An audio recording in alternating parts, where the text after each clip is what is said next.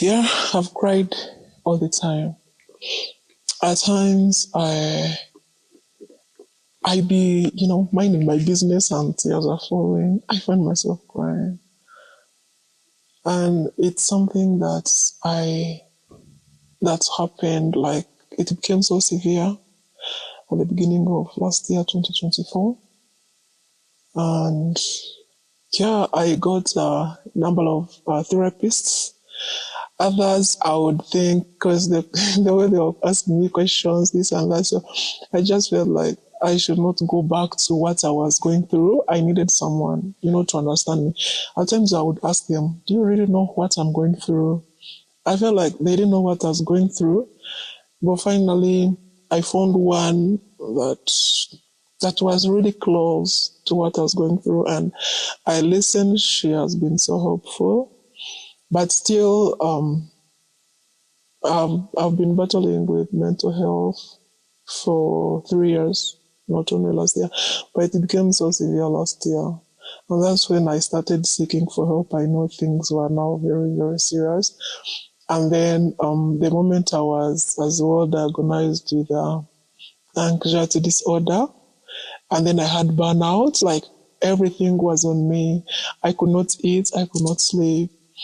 I could just be on bed and I cry until morning, or my eyes are open until morning.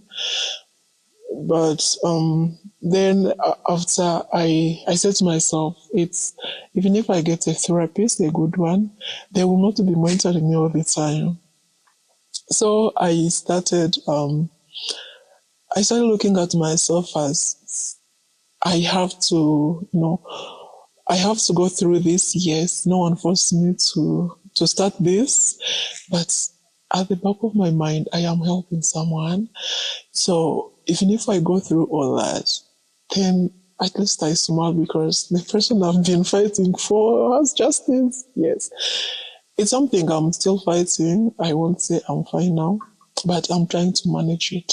It's not something that will go away tomorrow, but I'm learning a way of managing, my disorder, yeah, and the anxiety. Yeah, it's on and off. These days it's on and off, but when it hits me, then I cry, then I keep quiet. Yeah. Um, whenever I whenever I look at the situation that I have been through, I go back. Whenever I'm in this certain place or an environment that I have been through, then I go back. Yes. And whenever someone reminds me of what I've been through, I go back. So I as well try to avoid toxic people. I did, there is a project I did. So I exposed the certain institution here in Uganda. So they came for me, and the only thing they thought they would do to me, okay, they first looked for me, but they could not get me, and then they exposed me in media. So that's when I thought my world is finished. Yeah. So I hated everything around me. I felt like I should die. Yes. Just to expose me because I thought my career had ended. After reading that, what was published in media exposing me, and then I got so angry because no one came to rescue me. I was not protected. That's why I cried and fainted. I felt so abandoned, and I was not protected by not people that were benefiting from my work. Yes, so that's why so I said, okay, so if even the people people I'm working for did not protect me, and then now that my names, but there were no pictures, so my names are now out in media, a lot was happening. Oh, how about people I've exposed before? Now they are going to see this and use it against me. Yeah, that's why I thought I'd lost everything. I no longer trust people. I'm just living a lonely life. This is what I'm thinking is best for me, and since I started, practicing this, at least it has worked. I abandoned, actually, before I abandoned them, they abandoned me. I abandoned being in groups. I abandoned, getting involved in conversations that really hurts me, because now even people around me, people close to me, used to be close to me, they think I'm a danger to society. They also lost trust in me. They think I can, it can. And because of that, I've also decided to, to live my life. Though, yeah, it's lonely, but at least I have peace. Yeah, all I want now is peace of mind. I no longer want to, because I want to be with people, and then I end up crying. Someone will say something that will trigger you to, to think back. At times, several times, like work colleagues have always reminded me how, how I will die, in this thing, and how it's not sustainable, how I'll not live long and all that because I'm attacking big shots, but I have to keep on pushing. And then how I bring back myself is I just want to be me. I want to be me. I want to do my work. I am so secretive. Yeah, I am. I'm so secretive. So even when I do work and someone I fight for gets justice, I that's my happiness. Yeah, I'm not fighting for free. No, something has to be done. Yes, and because of that, if I was fighting and nothing was happening, then maybe I would have lost. Yeah, but now, whatever I touch, something has to come up. So yeah, I'm happy regardless. There is nothing. If we talk, yeah, it's not about healing. You can never heal unless if you are doing this one and we'll never get back here. But stepping away really helped me, and it can help any other person. That you are out of the environment. Everything that reminds you of what you've been through. Let's say maybe the house, friends, the work, and maybe people who are after you. I was so relieved that even my contact, my phone number would not go through. So I had time, to say I want to speak to this, I don't want to speak to this. So I was in control over everything. It also gave me time to, to be in a new environment.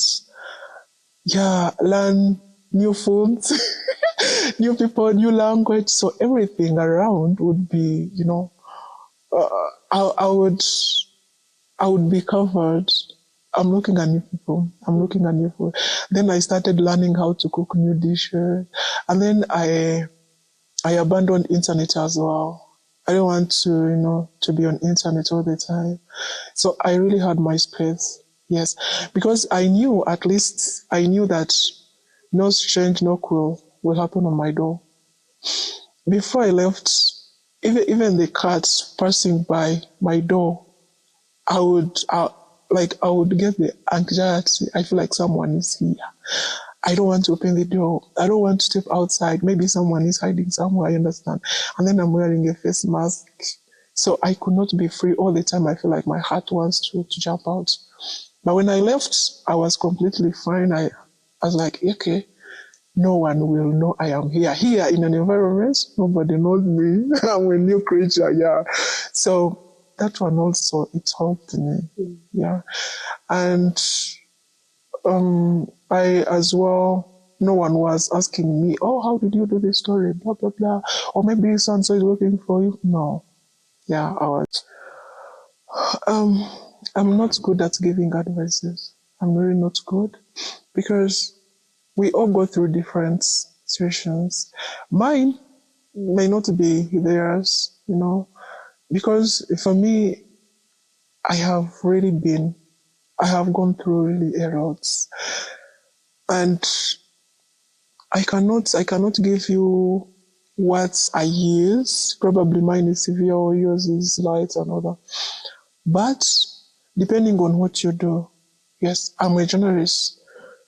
And to me, here in Uganda, journalists, but any HRD, depending on what you do, you have to, yeah, it's good to to step out of work, job, but you as a person, what do you want? If you really want to continue with what you're doing, and then you have to stop listening to the antennas, have your own space. That really work like magic. Your own space, don't listen. I will cry, but I will push. I cry and push, I cry and push. Yes. So my undercover, I have been someone from day one. I get involved, yes, in the situation. If you look at that's the Dubai. I was part of the girls. I was actually supposed to die in Dubai, but I didn't die. I came back to tell the story. Yeah. So I am usually part of the story. And it's really hard to be part of the story and to bring it out the way it is. People will judge you. People have judged me. People have called me names. How can she get such stories? That means, all such kind of, the verbal sexual harassment.